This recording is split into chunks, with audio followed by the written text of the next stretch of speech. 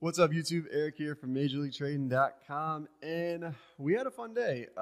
Markets here catching some sell-in pressure across the board here. If we take a look at the SPY here, you can see we were down 1.47% on the day. Nasdaq here, QQQ, those were down 1.50% on the day. Russell down 1.29% on the day, and the Dow here down 1.16% on the day. And something interesting to note here, just kind of across the board, that I think is, kind of leading this market, if you will. We've got the Dow DIA down here just below the daily 200 at the moment. And if we kind of scroll back here, actually, let's just blow this up real quick. If we kind of scroll back here, the last two times in which we were here, we did get a little bit through that, and then we're able to get a pretty decent bounce here. And at the moment, when we kind of scroll back through here, Russell clearly broken down through that and, aggressive selling pressure today. Nasdaq here, plenty of room to go. And then SPY here is getting, rather close, if you will, $7 compared to the Qs.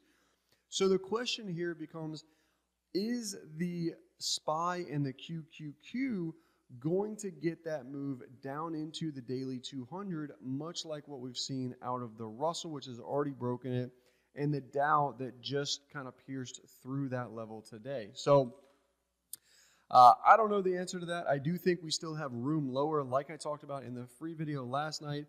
If you haven't already watched that one, it's on the channel here as well. The 805 quarter level was going to be super important for today.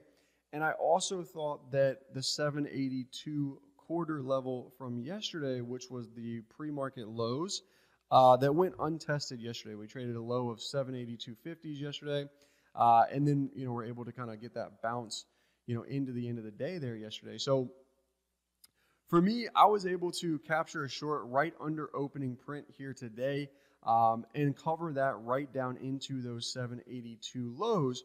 But you can see just how, But you can see just how important this 805 quarter level ultimately ended up being when we rallied back up to and tested and went 2 ticks through that level. Do not turn any of those buttons because I said so, and I'm in the middle of a video. Hey, just say, no, don't pretend. Say hi to YouTube. Say hi to YouTube. You're going to be on YouTube. All right, thank you. All right, anyways, so at this moment in time, I'm kind of conflicted because we've done the thing in which I thought, which come down, tag those 782s that we were looking for, and then now the question is, we were bullish, quote unquote, yesterday, right at the end of the day, and then now we've, managed to come down and catch some aggressive selling here, and this is ugly across the board. This is ugly across the board, and distractions, don't have those when you're trading, right? But, if you look at, do not touch that screen either, son. Anyways, we've got Apple here, extreme selling on the day, I think, if you want to consider it that, right? This daily's looking pretty ugly. Hey, shh, bro, you're interrupting the video. Down 2.34%. We've got Google here. This was down 1.94%. And then the big mover, Amazon, down 4.03% here. And some news coming out of, some FTC issues or something like that taking place here, getting sued or something like that. I don't know the full scoop, obviously. But sending it sharply lower here today, and some rather ugly looking charts across the board. So I mentioned those to come back and say that today we kind of pulled an Uno reverse from yesterday, where, hey, yes, we were looking good at the end of the day. Today, not looking so good here at the end of the day.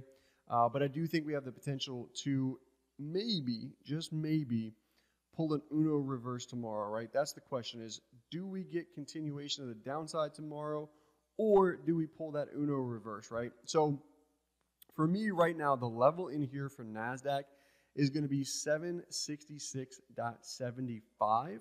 So it's going to come in like right in through here. If we can get up over that level, which it looks like we might want to, try and rally up and test that level here in the after hours, Above that, then I'm looking long, and I have a target all the way up here at 15010.75. So it's like a 250-ish point target, which is, you know, really, really nice out of the Nasdaq there.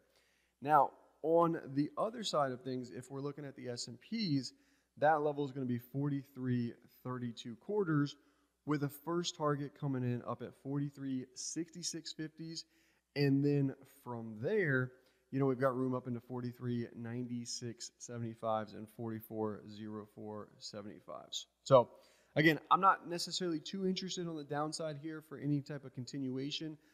Although it is counter trend, I am kind of looking at those longs as a potential here going into tomorrow, but I do have that specific criteria where we will need to get above the levels, confirm the trend, all of the things in which I look for in order for that to take place. So anyways, that's what I've got for tonight's video.